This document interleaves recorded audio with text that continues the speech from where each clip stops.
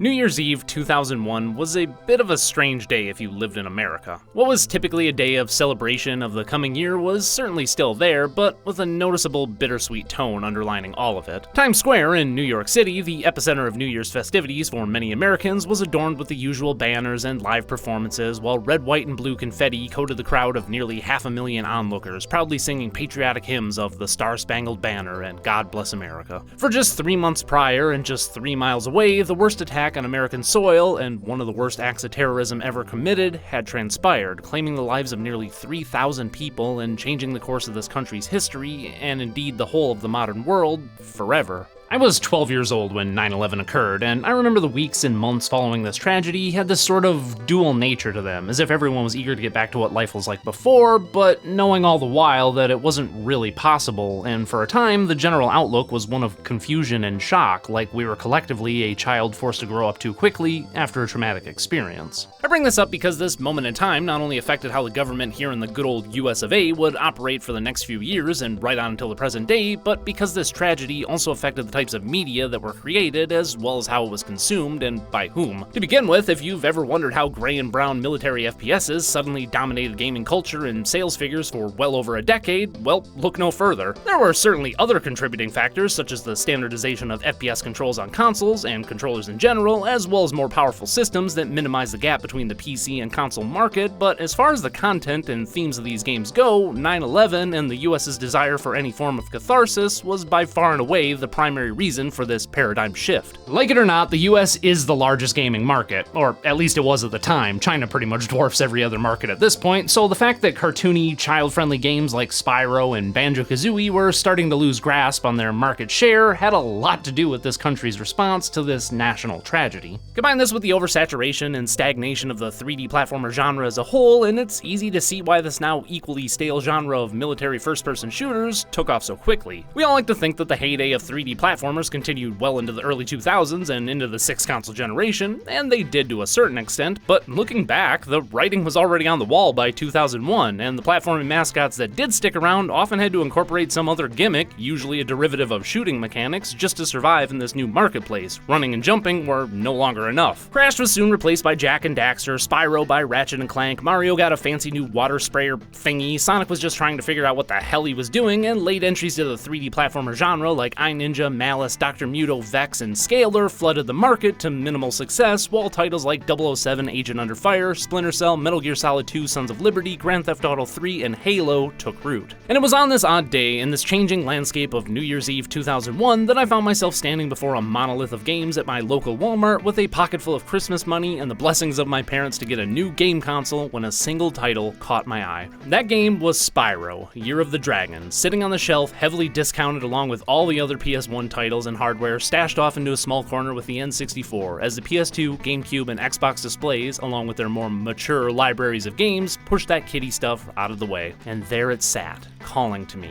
as a final vestige of a soon-to-be bygone era. There was no way I could afford one of the newer systems, so I remember going back and forth deciding which ship to jump to, since my Genesis was really starting to show its age at this point. And because none of the stores in my area even carried a Dreamcast anymore, I really only had two options. I could get either an N64 and not have enough left over for even a single game, or I could get a PS1 as well as the original Spyro the Dragon and both of its sequels, and finally dive into a series that I've always wanted to play but never had the means to. And the more I thought about it, the more I realized that there was really only one choice that I could make. Get the N64 because it has Conker's Bad Fur Day, duh! Excellent. Sorry, Spyro, it just wasn't meant to be.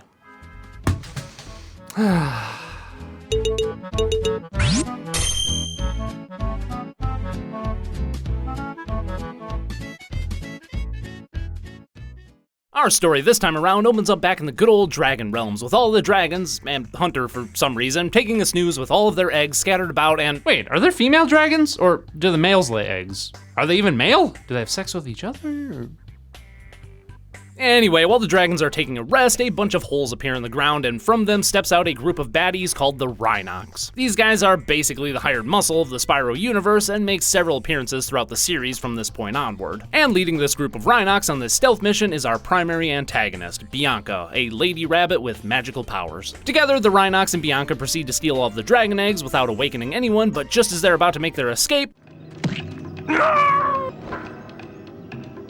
But of course, slapstick humor aside, the perpetrators managed to get away. After this, we get a cutscene introducing the real villain that Bianca and the Rhinox are beholden to, a sorceress by the name of... the Sorceress. You okay? After Zoe, one of Spyro's fairy friends, witnesses this conversation, she returns to tell one of the dragon elders that they've taken the eggs to the other side of the world in a place called the Forgotten Worlds.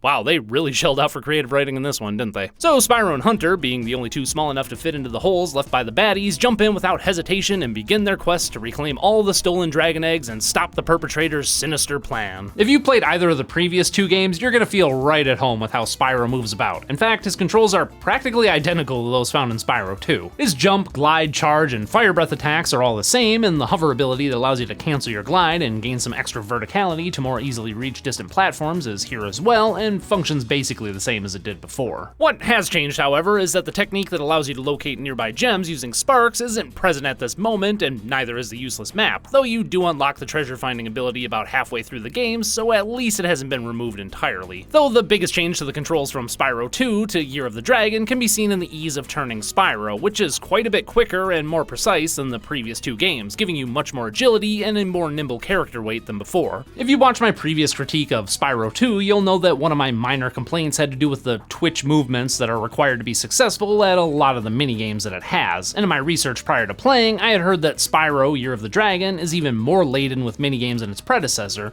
so I'm glad to see that Insomniac recognized this admittedly minor flaw in order to add an extra touch of polish to their game. Not a lot of developers would take the time to fix something so minuscule, and to be perfectly honest, if I hadn't originally played the two games back to back, I doubt I would have even noticed, so props to the dev team for their attention to detail. Another area where the dev team showed off their skills can be seen in the excellent level design of Spyro's stages. Each of the main levels are basically designed with a large circular layout in mind, as opposed to the quick, almost racetrack-like stages of Spyro 1 or the linear routes that gradually opened up found in those of Spyro 2. And I'm just gonna say it, Year of the Dragon easily has the best level design of the original trilogy. Each stage has a consistent sense of pacing and flow at its core, while layering in side areas and hidden nooks and crannies in both believable and challenging ways. Like the first game, each stage has a set linear route built into its structure with side areas and cutaway challenges found only by stepping off the beaten path, but like Spyro 2, once you make it to the end of this linear route and find the exit of the level, the entire stage has opened up into an almost sandbox-like environment akin to the kinds of worlds found in games like Banjo-Kazooie. But then the game takes this gradually opening up design methodology a step further with the way in which everything loops back and around and onto itself in a way that reminds me a great deal of,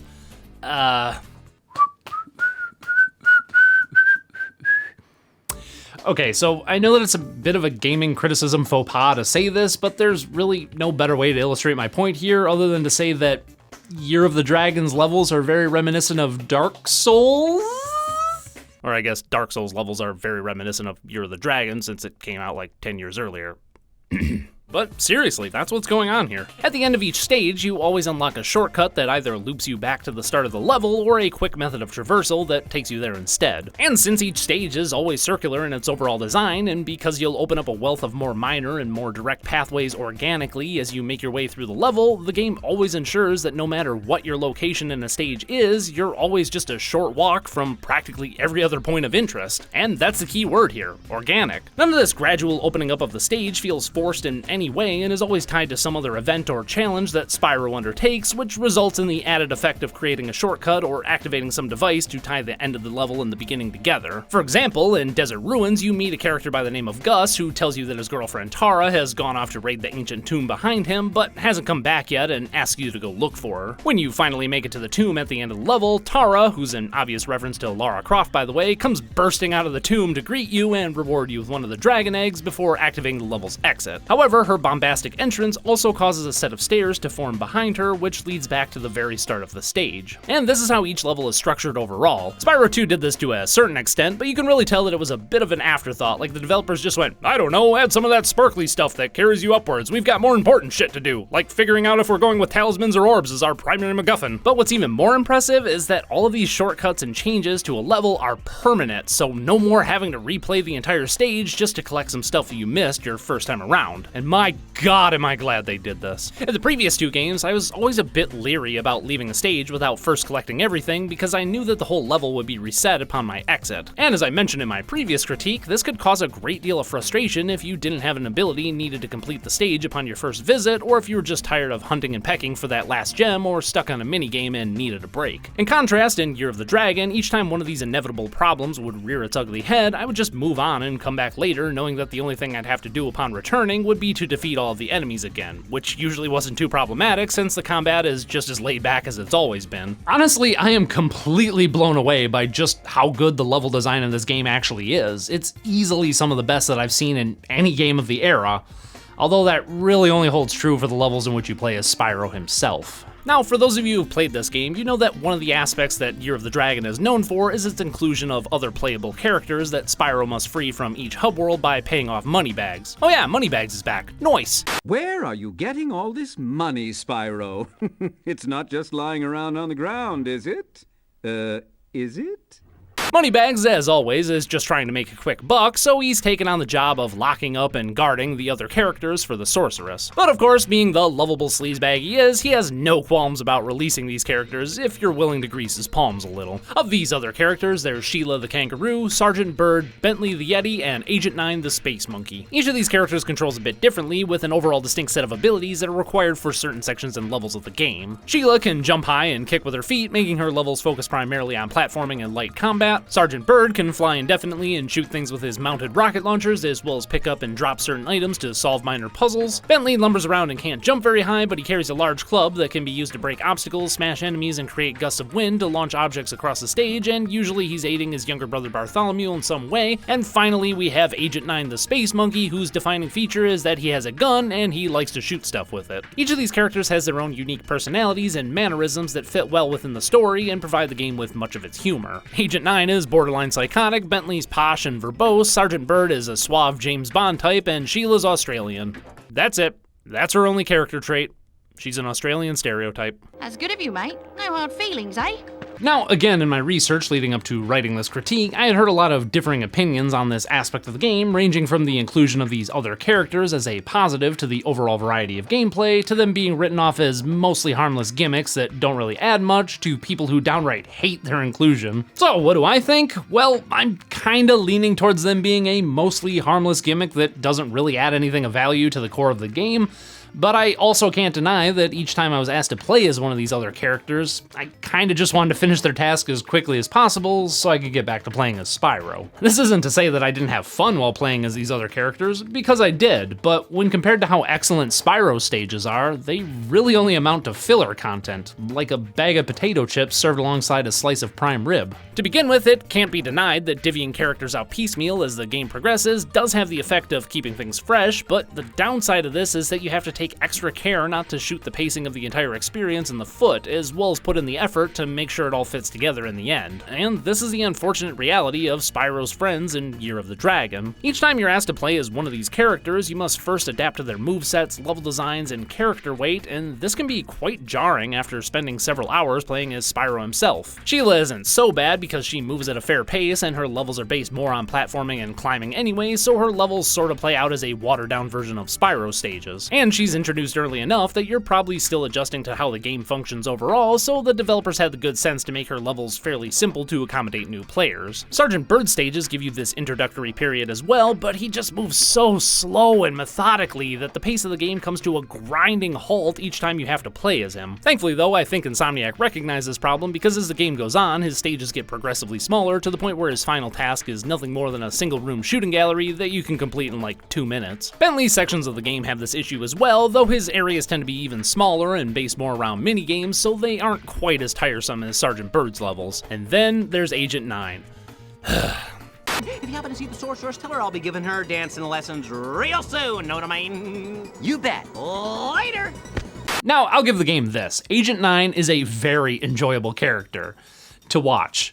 However, playing as him easily leads to the most frustrating and tedious moments of the entire game. He moves slightly faster than Bentley and Sergeant Byrd, but he's still pretty slow, and overall his moveset is sluggish and imprecise. This blaster pea shooter thingy is so incredibly tedious to aim because you can't actually fire independently from the camera, so you just end up rotating around in a snail's pace to line up a shot, all the while your enemies hide behind cover and blast away. The controls themselves aren't enough to shoot these stages in the foot, but each of his levels also features some of the worst enemy placement in the entire game, so this problem of moving about is exacerbated even further. His homeworld level, for example, requires you to help the professor from Spyro 2 dispatch a group of laser pistol wielding Rhinox, but in order to do this, you'll have to use your tiny little blaster while they gang up on you and shoot without any noticeable pattern. But this level's got nothing on his section in the fireworks factory. Oh no. In this level, you now go into an FPS mode a la Targitazan's Temple from Banjo-Tooie for some of the worst first-person controls I've ever seen. So you end up going through this really linear level, shooting ninjas, taking out enemy spawners, and getting shot at by Rhinox with rocket launchers, all the while you're moving about as quickly as a sloth who took one too many bong rips. And then, once you make it through this area and take out all the ninjas to obtain the Dragon Egg, a cutscene plays of your cohort getting tied up, and suddenly all the ninjas in the level, along with their spawners, have reappeared in greater numbers and with even worse placement. And that's kind of the MO of Spyro Year of the Dragon overall, that it tries to do so much to such varying degrees of success. The addition of the other playable characters isn't inherently a bad idea, and their inclusion certainly doesn't ruin the game, but each time I was asked to play as one of these other characters, I just wish that I was playing as Spyro instead. The other aspect that's problematic of playing as these other characters is that they never repeat the same type of playstyle, so each time you come to an area where you have to play as Sheila, Byrd, Bentley, or Agent 9, you'll first have to adjust to whatever gimmick the developers applied their individual mechanics to. The first couple of times you play as Sheila will have you platforming in an upward direction, but later on you'll have to destroy some turrets before a bomb explodes in Seashell Shore, followed by stomping obstacles in a shitty escort mission, and finally taking on some side-scrolling action in Desert Ruins. Sergeant Byrd's stages are probably the most consistent overall in that they all revolve around flying, shooting, and moving objects about, though as previously mentioned, his final stage has you shooting cat witches in a small arena for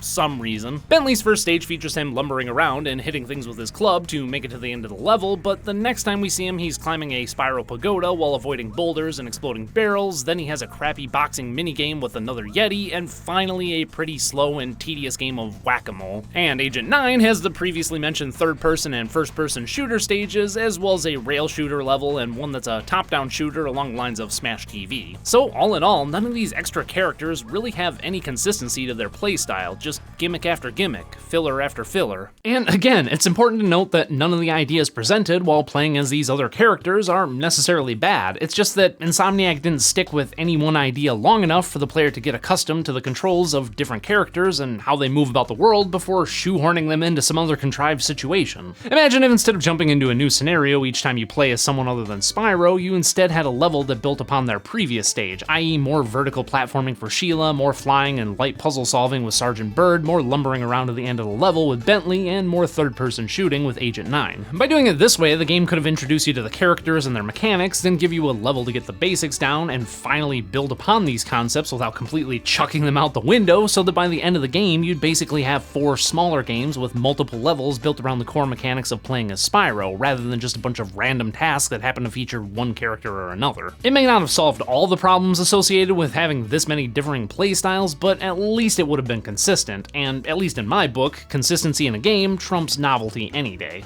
But of course, we're not done quite yet with other playstyles because, believe it or not, the game actually has 2 more characters for us to play as. Hooray! Apart from the main levels of Spyro and the side areas with the previously mentioned characters, each hub world also has a speedway stage, like the previous 2 games, as well as a new type of level in which you play as Sparks in a sort of Gauntlet-esque top-down shooter, which kinda makes Agent 9's area in Haunted Tomb a bit redundant now that I think about it. The goal of these levels is to shoot enemies while collecting keys to open different colored doors and collect gems. Once you shoot your way through to the end of the stage, you'll face that level's boss, which rewards you with a Dragon Egg once defeated. The theming of the Sparks worlds, as they're called, always takes place on a small scale, with Sparks combating tiny sea creatures or insects who really don't like you parading through their home. It's all fairly well done, and the way in which the enemies come in waves and occasionally infinitely appear out of enemy spawners that must be destroyed can make this relatively simple premise of a minigame pretty chaotic at times. But again, much like the inclusion of the other characters, these levels feel wholly isolated from the rest of the game, though I do have have to admit I'm pretty relieved that Insomniac decided to stick with this idea long enough to actually expand upon it from level to level. Though speaking of levels that feel wholly isolated from the rest of the game, we of course have the Speedway stages!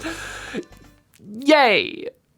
I'm not going to go into too much detail here since these stages play out more or less identically to those found in Spyro 2, but I will admit that the layouts of these stages are more tightly designed and forgiving in my opinion, to the point that, well, I actually had a good bit of fun with them this time around. Don't get me wrong, they still feel as tacked on and as superficial as ever, and act as a 90-degree turn as far as the pacing of the game is concerned, but they don't feel like as much of a chore to complete as they did in Ripto's Rage. For one thing, the game is nice enough to have Sparks tell you the recommended order in which to interact with the various obstacles, rather than you just being thrown into the fire and left to figure it out for yourself. There are also 2 other modes to the Speedway stages that can be completed to obtain a Dragon Egg.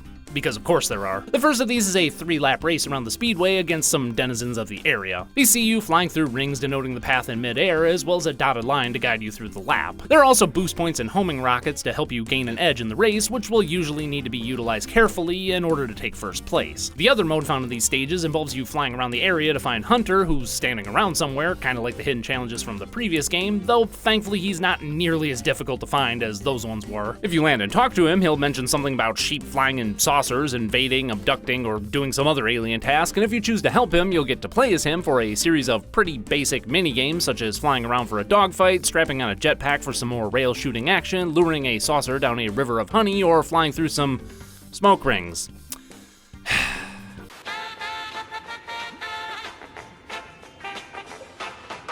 The arena-type boss battles of the last game have also made a return, but with a slight twist. Just like before, the battles are these long, drawn-out affairs that feature Spyro running around in circles to avoid enemy attacks and waiting for an opening to strike. However, each boss battle this time around also features one of the other characters helping you out in one way or another. Sheila will clobber the boss into the lava once you knock him into it, Sergeant Bird will drop lava rocks down to you so you can shoot the boss with them, Bentley will use his club to launch power-ups into the arena, and Agent 9 will shoot balloons that cause different weapons to fall in the battle with the sorceress. But other than these slight tactical changes that results from different characters coming to Spyro's aid, there really isn't that big of a difference between the bosses of this game and those found in Spyro 2. Add into this all the different modes, mini-games, boss battles, and extra side areas, and it can become quite tricky to separate the good from the bad, the innovations from the padding. In this manner, Year of the Dragon runs into the same problem as its predecessor did, in that everything is sort of hit or miss, and which mini-games and challenges you'll respond to and enjoy will largely depend on your own tastes and expectations. I wouldn't necessarily call any of the minigames here bad.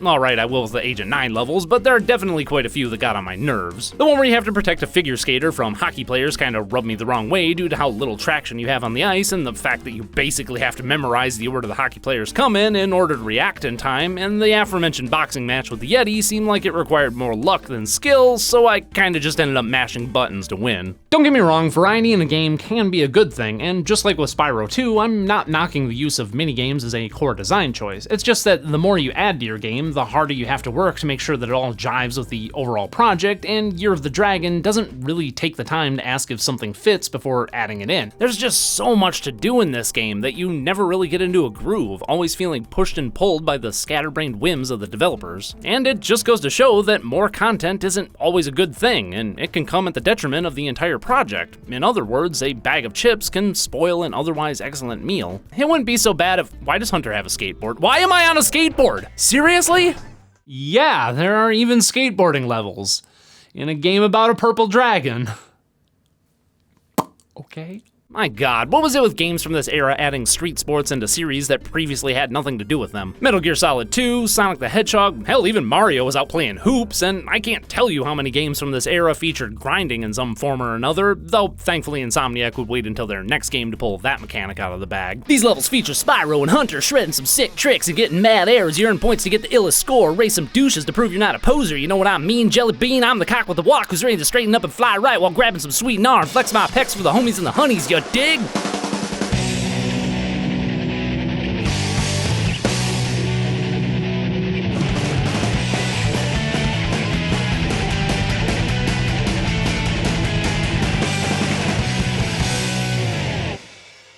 See that? That whole bit I just did? That was filler. Did it add anything of value or fit the tone of the overall critique? No. If anything, it diluted my argument and made me look like a complete tool.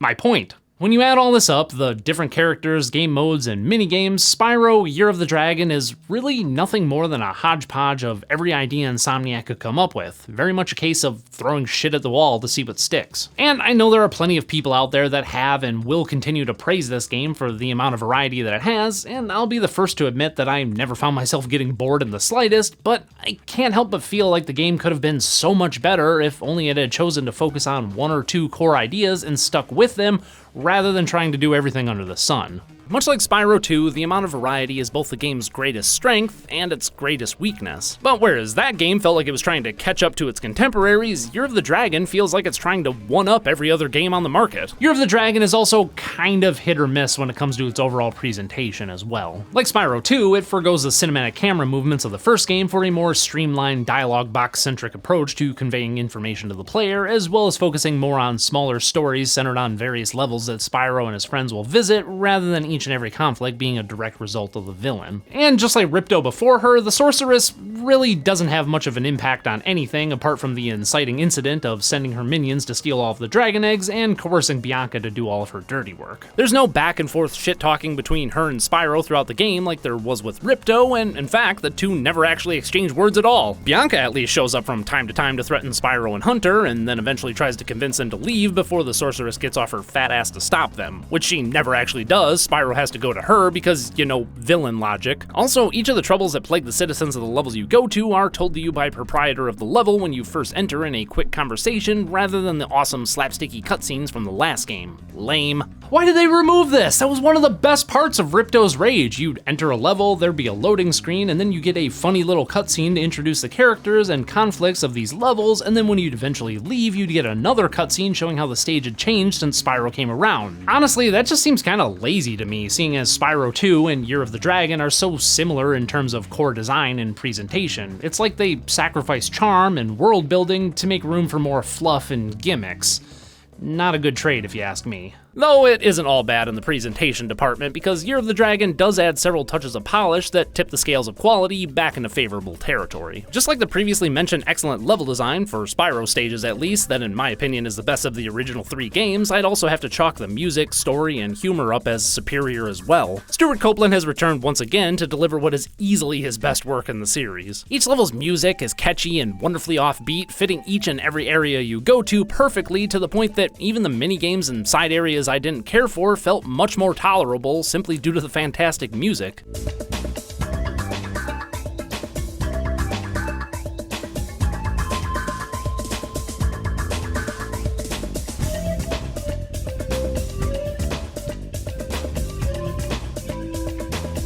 Another thing I really like is the characterization of the primary MacGuffins, the dragon eggs. Like with freeing the dragons in Spyro 1, I felt a much stronger connection to collecting the eggs, which all hatch into a baby dragon once obtained, because I felt like I was rescuing a living creature and a member of Spyro's family, rather than some random trinket like in Spyro 2. The baby dragons also provide the game with much of its humor, as each has a unique name and is animated from a pool of dozens of character animations, some that are only seen once for a specific dragon baby. Treasure once again has a bit more of a purpose to it beyond just for the sake of collecting it thanks to money bags, and you even get a nice little bit of a revenge that gives you all of your gems back after you defeat the sorceress the first time around. And as previously mentioned, the smaller conflicts that take place during each level are back, creating a lot of opportunities for character development, humor, and changes of pace, which is all brought to life by what is easily the best dialogue writing and vocal performances of the entire series, or at least from what I've seen so far. I was supposed to meet Doug to go ice fishing today, but Rhinox have blocked the path with ice, so I can't get through.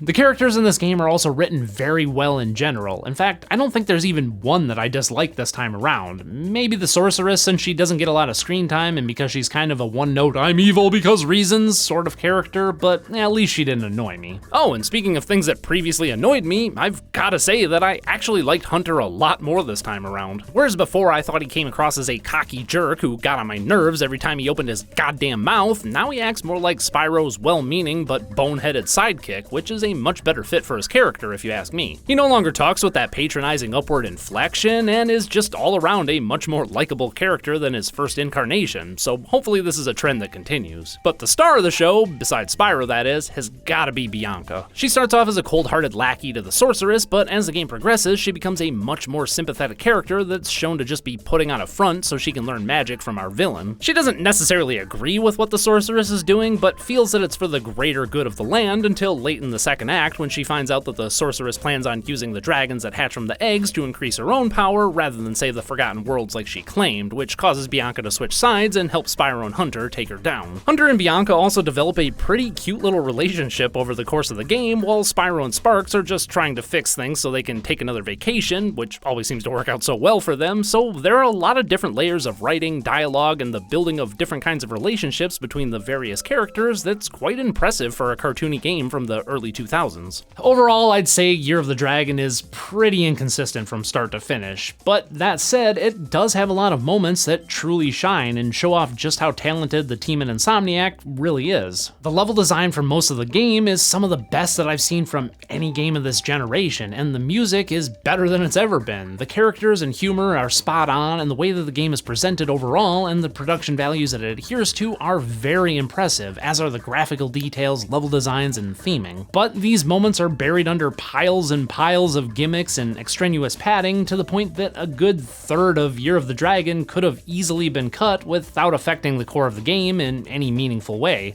and in my opinion would have made it all the better. Though when looking back on all of the fluff and trying to assess the quality of many of these minigames and different modes separately from the core of the game, I started to notice that taken individually, most of this extra content is actually pretty good. For one thing, most of the minigames have a unique setup to them rather than just being rehashes of what every other game of the time was doing like in the previous title. For example, in Spyro 2, one of the minigames that rewarded you with an orb saw you playing a couple rounds of ice hockey. But in Year of the Dragon, this ice hockey minigame has been replaced by cat hockey, which requires you to use your ice breath to freeze cats and slide them into your own goal while trying to prevent a Rhinoc from doing the same. The unique theming of this setup and the addition of the ice breath mechanic are enough to make this challenge both wholly original and quite familiar. So whereas Spyro 2 tried to do its own versions of minigames that were found in practically every game in the genre, Year of the Dragon has tried to put a spin on these old mechanics, casting them in a fairly refreshing light. Even the areas where you play as other characters can be a lot of fun, and truthfully, their only major problem is that they don't hold a candle to the levels in which you play as Spyro, but taken individually, they're not bad at all. Well, except for Agent 9's levels, they're pretty crap. So really, the only major problem with Year of the Dragon is that it doesn't do a very good job of stitching it all together. That doesn't make it bad, just inconsistent, and truth be told, it's not like they sacrificed on the core of the game to add in all this extra stuff, because if you take away the speedways, boss levels, and stages with the other characters,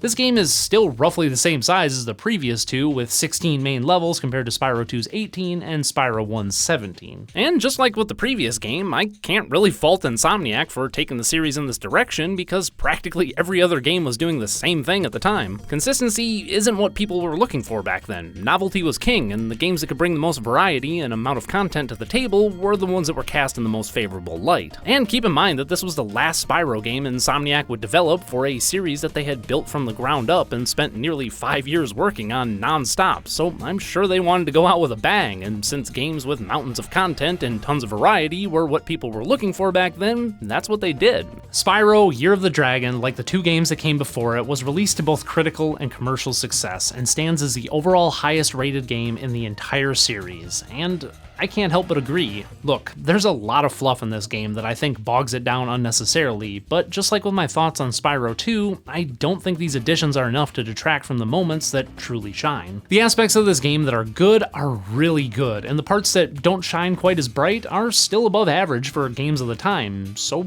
yeah, as inconsistent as this game is, I'd still have to say it's probably my favorite of the original trilogy. I just had a lot of fun with it, flaws and all. In the late 90s and into the early 2000s, Insomniac helped bring the world of gaming into the third dimension by crafting one of the greatest trilogies of games ever created. Games like Super Mario 64 and Crash Bandicoot may have set the standard, but it was the likes of Banjo-Kazooie and Spyro that continued to refine and push the boundaries of what could be done with this genre. Insomniac's work was completed, and they felt there was nothing more they could do with the series, so after the release of Year of the Dragon, they stepped down to focus on a new project, what would eventually become Ratchet & Clank, a series that was was just as instrumental to the PlayStation 2 as Spyro was to the PS1. Universal Interactive, who acted as a publisher and licensing holder for the Spyro series, would soon be purchased by media conglomerate Vivendi and merged with their subsidiary Vivendi Games to form the clumsily named Vivendi Universal Interactive Games, who would continue to publish titles in the Spyro series for years to come. Spyro Year of the Dragon marks not only the end of an incredibly influential trilogy of games, but the end of a console generation, and the beginning of the end for the critical and commercial dominance of the 3D platformer genre as a whole. And even though by today's standards it's beginning to show its age, its impact and placement within the pantheon of video game history can't be denied. Overall, this is still a fantastic game, and one that I'll definitely be returning to. The original trilogy of Spyro games has meant the world to gamers from all over the globe, and I'm glad I can finally count myself amongst its fans.